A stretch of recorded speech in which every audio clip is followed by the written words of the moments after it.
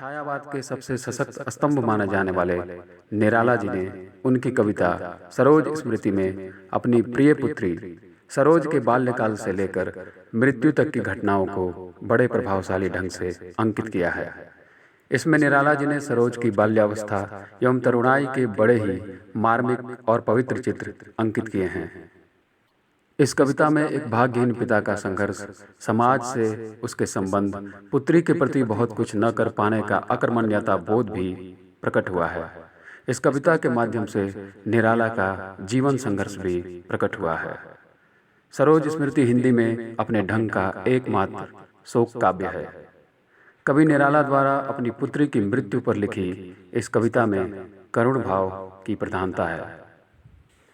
प्रस्तुत है कविता सरोज स्मृति का अंश। देखा विवाह आमूल नवल, देखा विवाह आमूल नवल, तुझ पर सुख पड़ा कलश का जल, देखती मुझे तू हंसी मंद, होठों में बिजली फंसी स्पंद, उर्मे भर झूली छवि सुंदर, प्रिय की अशब्द श्रृंगार मुखर, तू खुली एक उच्छ्वास संग, विश्वास स्तब्बंध अंग अंग, नतनयनों से आलोक उतर, कांपा अधरों पर थर थर थर, देखा मैंने वह मूर्ति धीती, मेरे वसंत की प्रथम गीती। श्रृंगार रहा जो निराकार, रस कविता में उच्छ्वसित-धार, गाया स्वर्गीय प्रिया संग, भरता प्राणों में राग रंग, रतिरूप प्राप्त कर रहा वही, आकाश बदल कर बना मही, हो गया ब्याह आत्मीय स्वजन, कोई थे नहीं ना आमंत्रण, था भेजा गया विवाह राग, भर रहा न घर निसी दिवस जाग, प्रिय मौन एक संगीत भरा, नवजीवन के स्वर पर उतरा, नवजीवन के स्वर पर उतरा।